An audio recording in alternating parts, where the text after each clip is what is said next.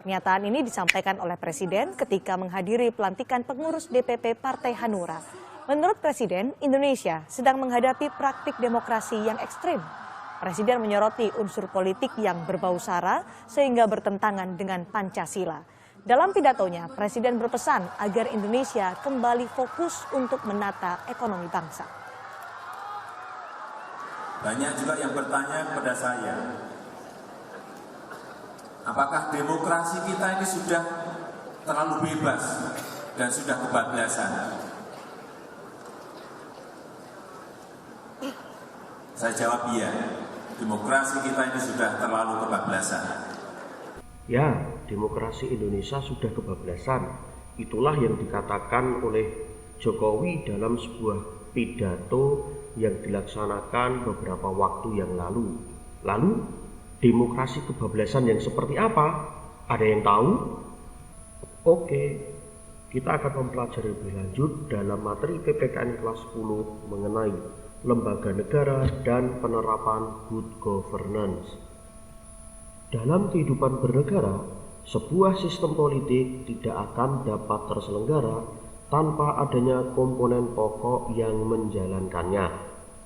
Komponen tersebut adalah lembaga negara yang berperan sebagai struktur yang menjalankan sebuah sistem. Sistem dan struktur harus mampu terintegrasi dan berjalan beriringan demi tercapainya kehidupan bernegara yang harmonis sehingga tercipta kehidupan yang tertib, aman, dan teratur. Lalu, apa itu lembaga negara? Dan apa pula itu good governance? Apakah kalian ada yang tahu? Saya rasa kalian tahu. Tidak? Oke, nanti kalian bisa mencari pengertian lebih lanjut di internet. Lembaga negara dan good governance sangat erat kaitannya dengan politik. Sistem politik adalah interaksi antara pemerintah dan masyarakat dalam proses pembuatan dan pengambilan keputusan terhadap kebijakan yang berkaitan dengan kepentingan bersama pada wilayah tertentu. Sistem politik suatu negara akan berbeda dengan sistem politik negara lain. Pelaksanaan sistem politik pada suatu negara akan mempengaruhi struktur politik negara yang bersangkutan. Nah, lalu bagaimana hubungan antara sistem politik dan struktur politik? Hubungannya dapat dijelaskan sebagai berikut. Ada 3 hal dalam hubungan antara sistem politik dan struktur politik. Yang pertama ada input, yang kedua ada proses, dan yang ketiga ada output. Input meliputi aspirasi masyarakat seperti tuntutan, dukungan, dan masukan. Kemudian di dalam proses, di sini ada peran lembaga negara terkait aspirasi masyarakat tersebut. Lalu menghasilkan yang namanya output, yaitu apa? Kebijakan atau keputusan yang mengikat. Pelaksanaan sistem politik di Indonesia tidak terlepas dari hubungan antar struktur politik. Struktur politik mencakup lembaga-lembaga formal dan informal yang berperan menjalankan sistem politik yang ada. Struktur politik merupakan organisasi yang menjalankan berbagai keputusan berdasarkan kewenangannya. Struktur politik Indonesia terbagi menjadi 2. Siapa yang tahu? Tidak ada? Oke. Struktur politik tersebut yaitu suprastruktur politik dan infrastruktur politik.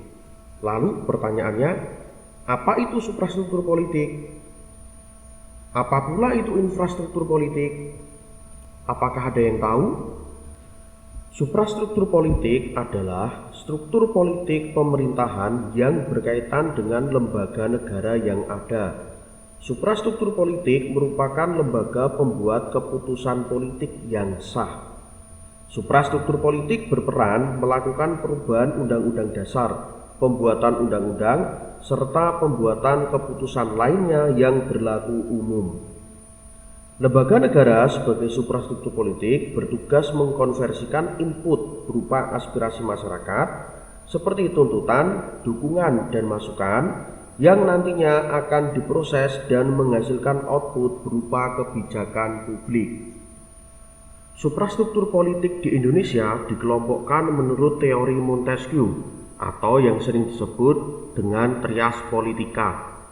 Menurut teori ini, kekuasaan pemerintah terbagi menjadi kekuasaan atau lembaga. Yang pertama, lembaga legislatif, yang kedua, lembaga eksekutif, dan yang ketiga, lembaga yudikatif. Pembagian kekuasaan lembaga negara berarti bahwa dalam menjalankan pemerintahan, lembaga negara saling berhubungan dan terintegrasi. Lembaga legislatif adalah lembaga negara yang memiliki wewenang membuat undang-undang. Lalu, lembaga negara mana yang termasuk dalam lembaga legislatif? Yang pertama ada MPR, lalu yang kedua ada DPR, dan yang ketiga ada DPD atau Dewan Perwakilan Daerah. Lembaga eksekutif adalah lembaga negara yang memegang kekuasaan melaksanakan undang-undang, menyelenggarakan urusan pemerintahan, dan mempertahankan tata tertib dan keamanan, baik di dalam negeri maupun luar negeri. Yang termasuk dalam lembaga eksekutif adalah Presiden, Wakil Presiden, Kementerian Negara, dan bagian dari Kementerian Negara, yaitu Kementerian Koordinator, lalu Kementerian itu sendiri, kemudian ada Wakil Menteri, dan staf khusus Menteri. Selanjutnya, lembaga yudikatif. Lembaga yudikatif adalah lembaga pemegang kekuasaan kehakiman.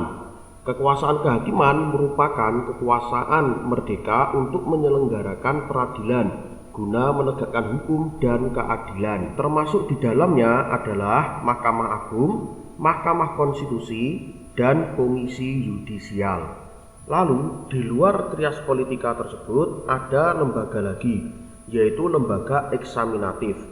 Lembaga eksaminatif adalah lembaga atau badan yang bertugas memeriksa pengelolaan dan tanggung jawab keuangan negara.